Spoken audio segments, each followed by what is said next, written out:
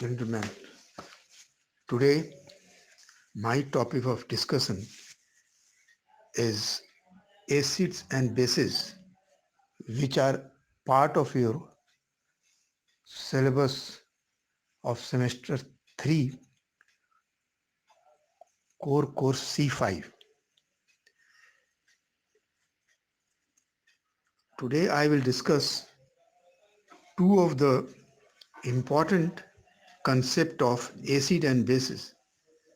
One is Bronsted-Lowry theory and another is Lewis acid-base theory. Now, as far as Bronsted-Lowry theory is concerned, according to this theory, an acid is any molecule or ion that can donate a proton, while a base is any molecule or ion that can accept a proton. In other words, we can say that an acid is a proton donor while base is a proton acceptor. For example, when dry HCl gas dissolves in water, each HCl molecule donates a proton to a water molecule to produce hydronium ion. Thus, in this reaction, HCl is a Bronsted acid because it donates one of its proton, and water that accepts a proton is a Bronsted base. There are certain substances such as H2O, SCO3, HSO4, etc., which are capable of donating as well as accepting the proton. These substances are called amphoteric substances. For example, water behaves both as an acid as well as a base. This can be shown in a reaction of when by two reactions. For example, water acts as a base in a reaction when HCl gas is passed into water. Here, water accepts a proton. Therefore, it acts from HCl and therefore it acts as a base. But in second reaction, here in the reaction of when ammonia and H2O are mixed, are reacted, you can say, and water acts as an acid because here ammonia donates a proton to water molecule. Uh, sorry, H2O donates a proton to ammonia to form ammonium, and therefore here water acts as an acid.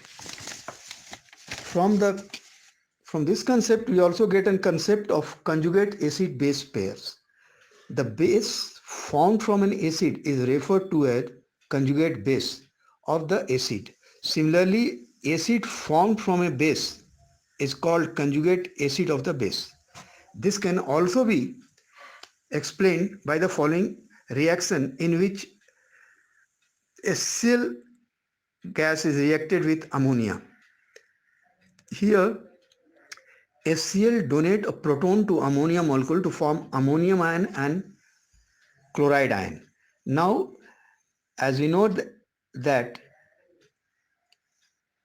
a conjugate base, here HCl is acting as an acid and chloride ion is a conjugate basis of HCl because it is formed on when HCl gas has donated its proton. Now, the relative strength of conjugate acid and bases, according to Bronsted-Lowry concept, the strength of an acid depends upon its tendency to donate a proton, and strength of a base depends upon tendency to accept a proton. For example, reaction of HCl and H2O. Here, HCl acts as a strong acid while its conjugate base, chloride ion, acts as a weak base. Thus, conjugate base of a strong acid is a weak base and conjugate acid of a weak base is strong. One thing you should always clear in mind that while discussing this reaction, you should always give an example. Otherwise, the answer will not be completed. Now, in spite all its merits, it has, that is, Bronsted-Lowry concept has some limitations, and which are following. For example, although Bronsted-Lowry theory was more general than Arrhenius theory of acid and bases, but it failed to explain the acid-base reaction which is not involved in transfer of proton. For example, it fails to explain how acidic oxides such as anhydrous CO2, SO2 or sulfur trioxide, etc. can neutralize basic oxides such as CaO, barium oxide, calcium oxide, even in the absence of solvent. And that is the demerit of Bronsted-Lowry concept. Now, the second concept which is a part of your syllabus is Lewis concept of acid and bases. Now, Lewis proposed a broader and more general definition of acid and bases which do not require presence of proton to explain acid-base behavior, as we found that in Bronsted-Lowry theory. According to Lewis concept, an acid is a substance which can accept a pair of electrons, while a base is a substance which can donate a pair of electrons.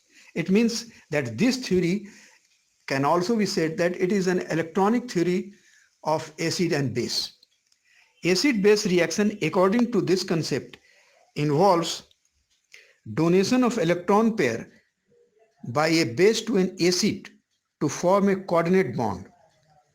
Lewis bases can be neutral molecules such as ammonia, water, having one or more unshared pair of electrons, or an ion such as cyanide, OH, chloride ion, etc.